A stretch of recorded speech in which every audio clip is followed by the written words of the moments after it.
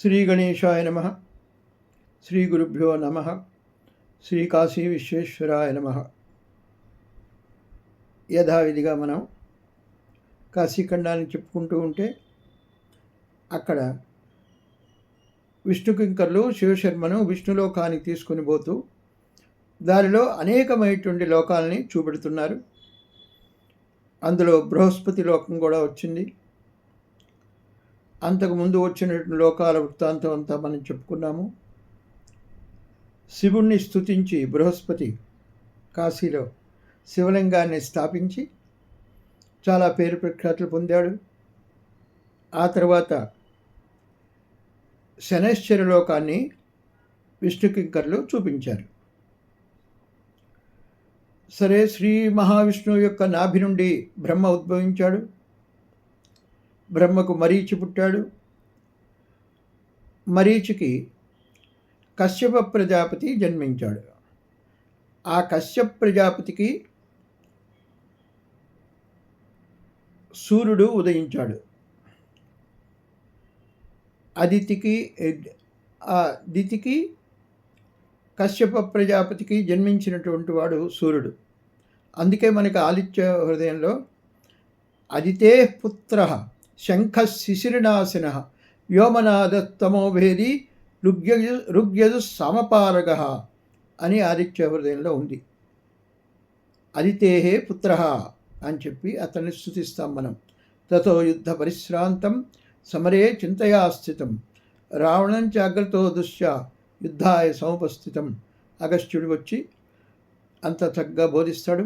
అటువంటి అదితి యొక్క కుమారుడు సూర్యుడు. సూర్యుని యొక్క భార్య సంజ్ఞ. వారిరువుకి ముగ్గురు జన్మించారు. మనువు ఒకడు, యముడు ఒకడు, ఇంకా ఆడ సంతానంగా యమున జన్మించింది. దీన్ని బట్టే మనకి భగినీ హస్తభోజనం కూడా వచ్చింది. ఉత్తరాజ్ఞ కాశీలో భగినీ హస్తభోజనం చాలా ప్రసిద్ధి చెందింది. సరే, ఇంకా ఆయన సూర్యుని భార్య సంజ్ఞాదేవి సూర్యుని యొక్క వేడిని తట్టుకొనలేక తన ప్రతిరూపంగా సూర్యుని నీడవలే ఛాయను సృష్టించింది. ఆ ఛాయకు సూర్యుని వలన 8వ మనువు సావర్ణి మనువు, తరువాత శనైశ్చరుడు, తర్వాత కన్య భద్ర అనేటువంటి కన్య, వీరు ముగ్గురు జన్మించారు. తర్వాత ఛాయకు యమునికి జరిగినటువంటి కొంత వైరుధ్యం వల్ల, ఈ వైరుధ్యం వల్ల సూర్యుడికి ఛాయ యొక్క వృత్తాంతం తెలుస్తుంది. ఛాయను యముడు నిందించాడని చెప్పి ఆమె అతన్ని శపిస్తుంది, కాలు లేకుండా పోయే విధంగా. దానికి సూర్యుడు అతన్ని కొంత ఓదార్చి శివుని దగ్గరికి వెళ్ళి కాశీలో తీవ్రమైన తపస్సు చేయవలసిందిగా చెప్తాడు. అప్పుడు శనైశ్వరుడు కాశీలో శివలింగాన్ని ప్రతిష్ఠించాడు. అది కూడా యథావిధిగా మనందరికీ దర్శనానంతరం ఆయురారోగ్య ఐశ్వర్యాలని ప్రసాదిస్తుంది.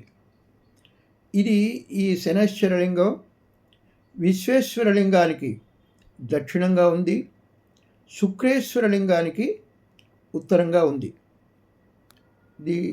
ఈ శనైశ్వరలింగం యొక్క దర్శనం మహద్భాగ్యం.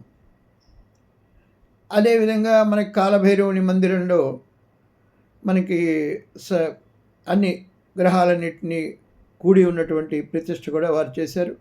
కాలభైరవుని దర్శించేవాళ్ళు నవగ్రహాల చుట్టూతో కూడా తిరిగి చక్కగా దర్శనం చేసుకుంటారు.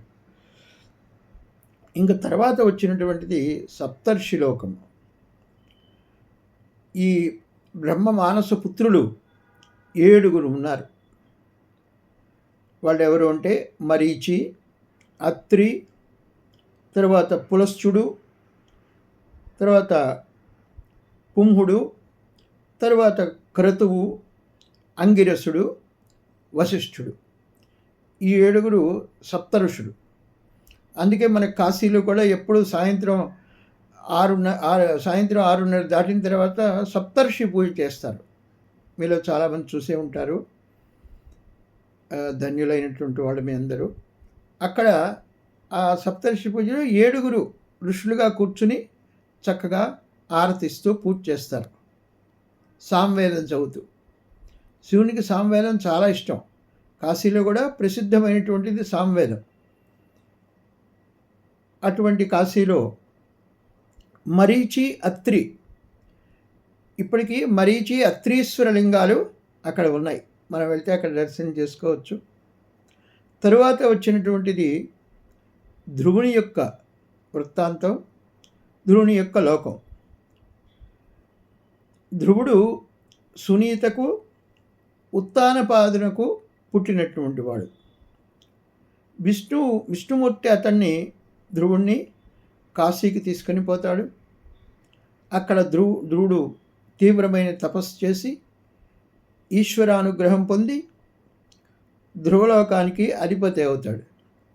అప్పుడు అక్కడ శివుణ్ణి ఏ విధంగా సేవించాడు అన్నది శ్రీనాథుడు అద్భుతంగా వర్ణించి చెప్పాడు.